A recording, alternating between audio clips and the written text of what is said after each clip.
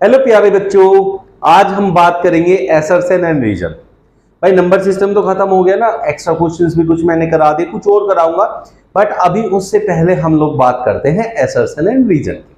भाई assertion and reason वाले जो भी क्वेश्चन आते हैं इसमें, तो उनमें आप लोगों ने क्या करना होता है, उसका पूरा प्रॉपर एक क्वेश्चन मैंने लिया है। ऐसे करके आएगा क्वेश्चन नंबर 25 to 299। ये तो देखो नहीं लिखा रहेगा तो कुछ भी लिखा हो सकता है, बट यहाँ ये होते हैं इनके answers. A, both assertion A and reason are true and reason R is the correct explanation of assertion A. assertion में एक बात लिखी रहती है, हमें वो देखना होता है वो सही है या गलत है।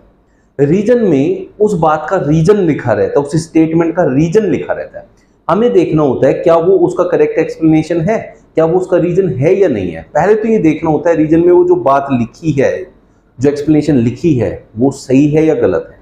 और अगर वो सही है तो क्या वो जो आपने स्टेटमेंट असर्शन में है, क्या वो उसका एक्सप्लेनेशन कर रही है या नहीं कर रही है, ये बातें होती हैं। तो इसमें पहले वाला तो ये है कि असर्शन भी सही है, रीजन भी सही है और रीजन उसका करेक्ट एक्सप्लेनेशन भी है।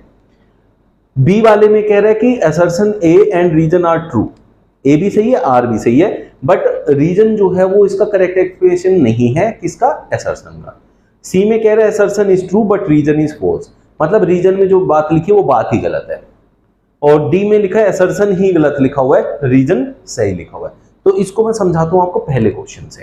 पहले क्वेश्चन में वो कह रहे हैं, यहां देखो, assertion A, rational number lying between 1/5 and 1/3 is 4/15। तो पहले तो हमें ये देखना बेटा, इन दोनों के बीच में ये नंबर लाइक करता है या नहीं करता। ऐसा वो कह रहे हैं कि करता है, हमें चेक करना है करता है या नहीं करता, और अगर करता है तो उसकी ये बात सही हो जाएगी। तो पहले तो यही देखना है असर्शन सही कह रहा है या गलत कह रहा है, मतलब वो अपनी बात जो कह रहा है वो सही है या गलत है। तो आप ये देखो 1/5 एंड 1/3। अब इसके दो तरीके हैं इसको फाइंड आउट करने के। एक तो स्टैंडर्ड मेथड होता है कि जब भी दो नंबर दे रखे हो और उनके बीच में आपको कोई भी नंबर फाइंड करना हो तो उनका एवरेज निकाल लो। एवरेज कैसे होता है, ए और बी का एवरेज क्या होता है, a + b/2 होता है। तो वही हम यहां करेंगे 1/5 + 1/3/2, ठीक है। तो अब ये क्या बनेगा बेटा, यहां देखो आप, ये बन जाएगा 8/15 और /2 करना है, ठीक है। /2 का मतलब होता है 1/2, ठीक है। इसे काट दिया तो दैट इज 4/15, और वही उसने बोला था कि 4/15 है इन दोनों के बिल्कुल बीच में कहीं। तो ये बात बिल्कुल सही बोल रहा है। इसमें रूल क्या लगाया हमने, एवरेज वाला लगाया। तो रीजन में यही कह रहा है कि rational number lying between two rational numbers is a + b/2, तो बिल्कुल सही कह रहा है। तो असर्शन वाली बात बिल्कुल सही है, रीजन वाली बात भी सही है, और वो रीजन में जो एक्सप्लेनेशन है वो असर्शन का ही एक्सप्लेनेशन है। तो इसलिए इसका आंसर आपने ए लिखना है, ए इज द करेक्ट आंसर। समझ में आ गया, इसमें कुछ भी करके दिखाना नहीं है, बस आपको समझना है खुद से, और चाहे तो रफ में करके देख लें और लिख दें कि भाई ये इसका आंसर है। क्योंकि 1 मार्कर होता है तो आप आसानी से इसको बस इतना बता सकते हैं कि ए सही है, मतलब इनमें से आंसर कौन सा है, ए बी सी डी। तो उसको ये जो मैंने करके दिखाई, ये आपको करके फेयर में करने की जरूरत नहीं है। इस पे बेस्ड 4 से 5 क्वेश्चन होते हैं। अब नेक्स्ट क्वेश्चन इसका मैं ले लेता हूं। ये देखो मैंने 2 2 4 एक पीछे किया, 5 क्वेश्चन आपको समझाने के लिए लिए हैं। सेकंड देखें 26 वाला, assertion A 6.527 is a terminating decimal number. Terminating decimal number वो होते हैं जो डेसिमल के बाद कहीं ना कहीं जाके रुक जाते हैं, रिपीट नहीं होते रहते, इनफाइनाइट तक नहीं जाते, मतलब रिपीटेडली नहीं चलते रहते। अब आप यहां देखें 6.527, ये यहां के खत्म हो गया, इसके आगे नहीं जा रहा, कोई भी रिपीटेड ब्लॉक भी नहीं है कि भी वो बार बार रिपीट हो रहा हो, तो ये टर्मिनेटिंग डेसिमल नंबर है।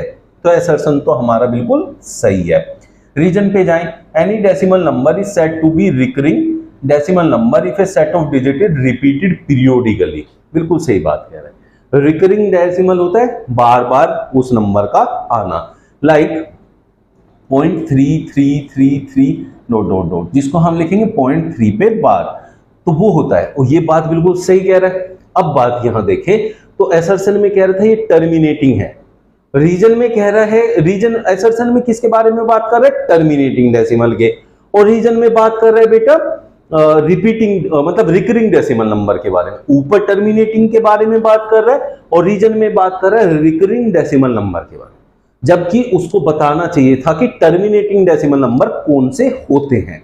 अगर वो इस बात को बताता तब ये रीजन सही होता, अभी ये रीजन गलत है। तो इसलिए एसर्शन सही है, रीजन बात तो रीजन में सही है, मतलब बात सही है रीजन के अंदर, लेकिन वो उसका एक्सप्लेनेशन नहीं है। तो हम कहेंगे A and R true but R is not the correct explanation of A. तो उसमें हमने देखा कौन से वाला आएगा, ये आएगा बी। ए भी सही है, आर भी सही है, but R is not the correct explanation. तो इसके लिए इसका आंसर हो गया बी। अब बेटा हम 27th पे चलने से पहले मैं आप लोगों से रिक्वेस्ट करूंगा, भाई आप लोग चैनल को सब्सक्राइब करें और वीडियो को लाइक जरूर करें, बहुत मोटिवेशन मिलता है बच्चों। आप लोगों के लिए बढ़िया से बढ़िया कंटेंट लेके आऊंगा, ये मेरा प्रॉमिस है। ऐसा कंटेंट कहीं नहीं मिलेगा आपको, पूरी प्रॉपर मैं आपको तैयारी कराऊंगा। अब आप देखें नंबर सिस्टम मैंने पूरा बेसिक से लेके एक्सरसाइज के साथ, और आपको extra questions, assertion, reason, case study सब कुछ मैं कराऊंगा, सब कुछ कंप्लीट पैकेज में यहाँ दूंगा। तो चैनल को प्लीज सब्सक्राइब करें और ज्यादा से ज्यादा शेयर करें सेशन को। 27th पे चलता है। Rationalising factor of 8 minus root 7 is 8 plus root 7। Rationalising factor पता है कौन होता है? जब कोई आपको एक इर्रेशनल नंबर दे रखा है, उसमें आपने किसी दूसरे नंबर की मल्टीप्लाई करी इर्रेशनल की, और उन दोनों की मल्टीप्लाई होके वो रैशनल बन जाए, उसको कहते हैं रैशनलाइजिंग फैक्टर। तो अब यहां देखें इन दोनों की मल्टीप्लाई। अब ए को अगर मैं 8 को ए मान लूं, रूट 7 को बी मान लूं, तो ए माइनस बी, और ए प्लस बी क्या होता है? ए स्क्वायर माइनस बी स्क्वायर होता है। तो यहाँ 8 का स्क्वायर माइनस रूट 7 का स्क्वायर हो जाएगा, दैट इज 64 माइनस 7। जो भी आएगा, जैसे यहाँ 57 आए, तो वो क्या है? रैशनल है। इसलिए हम इसे कह सकते हैं कि ये इसका रैशनलाइजिंग फैक्टर है, और ये जो बात कह रहा है बिल्कुल सही कह रहा है। तो वैसे याद रखने के लिए क्या याद रखना है आप लोगों ने? अगर ये नंबर a माइनस बी की फॉर्म में है तो इसका rationalising factor a plus B की फॉर्म में होगा, और अगर ये a प्लस बी की फॉर्म में है तो इसका rationalising factor a minus D की फॉर्म में होगा। ये आपको समझना है, ठीक है? तो असर्शन बात सही कह रहा है, ठीक है? ये तो हमने प्रूव कर दिया। अब रीजन देखते हैं कि रीजन क्या दे रहा है। रीजन में जो बात मैंने समझाई, कब ये और इसका रैशनलाइजिंग फैक्टर होता है, अगर वही बात रीजन में कह रहा होगा तो ठीक है रीजन, नहीं तो गलत है। रीजन में कह रहा है the product of two irrational numbers is rational then each one is said to be the rationalising factor of the other. बिल्कुल वही बात कह रहा है जो मैंने इसमें आपको समझाई कि ये रैशनलाइजिंग फैक्टर क्यों है। तो इसका मतलब बात दूसरी रीजन में जो लिखी है वो भी सही है और वो इसका एक्सप्लेनेशन भी है। तो इसलिए ए आएगा। Both A and R are true and R is the correct explanation. बहुत अच्छे से क्रिस्टल क्लियर हो रही होंगी चीजें। कोई भी जरा सा भी कोई डाउट होगा ना, कमेंट बॉक्स में लिख देना, नेक्स्ट क्लास में देखेंगे। 28 में चलते हैं। असर्शन में कह रहा है simplified form of 7 raise to the power 4 into 7 raise to the power 5 is 7 raise to the power 20। आप लोग ये देखें इसने क्या किया, 7 raise to the power 4 into 7 raise to the power 5 इसने कर दिया इन दोनों की मल्टीप्लाई, पावर की पावर में मल्टीप्लाई कर दी। ऐसा नहीं होता है, ऐसा नहीं होता है बच्चों। अब देखिए ऐसा क्यों नहीं होता है। 7 की पावर 4 का मतलब होता है 7 खुद से 4 बार मल्टीप्लाई और यहाँ 5 बार, 1 2 3 4 5, 2 4 6 8 9, तो ये कितने टाइम्स हो गया देखा जाए तो 9 टाइम्स। तो इसका मतलब 7 की पावर, अब अगर बेस सेम है और पावर अलग अलग है तो इसका मतलब ये दोनों ऐड होती हैं, तभी तो 7 रेज़ टू द पावर 9 बनेगा, ठीक है ना। तो ये बात जो है असर्शन वाली गलत लिखी हुई है, ये तो कोई बात ही गलत होगी। Assertion is wrong. रीजन और देख लेते हैं। If a is greater than 0 then b a real number and p and q be the rational numbers then a raised to the power p into a raised to the power q is equals to a raised to the power p plus q। बिल्कुल सही कह रहा है ना, जो मैंने आपको सिखाया वही बात कह रहा है। तो रीजन वाली बात सही है, असर्शन वाली बात गलत है। तो अभी पीछे जाके देखे तो उसने कहा था असर्शन इज ट्रू, लेकिन असर्शन तो फॉल्स है, रीजन इज ट्रू है। तो ये किस ऑप्शन में बोला है उसने? डी में। तो इसका आंसर क्या हो जाएगा बच्चों? डी ऑप्शन हो जाएगा।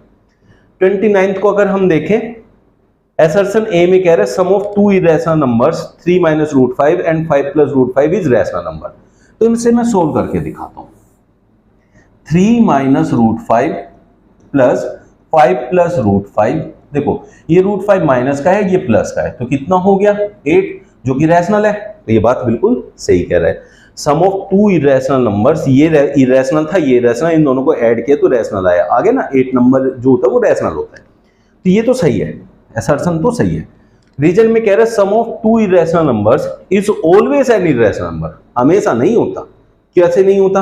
अभी आप देखें, एक इरेशनल नंबर तो यही ले लेते हैं 3 माइनस √5, ठीक है, और एक ले लेते हैं 5 माइनस √2। अब बच्चों आप एक बात बताओ, 5 और 3 तो ऐड हो जाएंगे, क्या हो गया 8 माइनस √5 माइनस √2, क्या होता है इरेशनल। तो हमेशा रैशनल नहीं आएगा, इरेशनल भी आएगा। तो इस केस में असर्शन तो सही है, रीजन वाली बात ही गलत है, तो इसलिए इसका आंसर हो जाएगा ऑप्शन सी। आई होप कि आपको असर्शन एंड रीजन कैसे अटेम्प्ट करने होते हैं, उनका कॉन्सेप्ट क्या होता है, क्या पूछा जाता है और क्या आपको बताना होता है, बहुत अच्छे से क्लियर हो गया होगा। जाने से पहले एक बार वो रिक्वेस्ट करूंगा आप बच्चों से, भैया चैनल सब्सक्राइब कर लो और बेल आइकन प्रेस कर देना। हर एक सेशन का नोटिफिकेशन मिलता रहेगा, पता चलता रहेगा कि भाई सेशन अपलोड हो गया है, चलो देख लेते हैं। मिलते हैं कल फिर नए सेशन में। Thank you.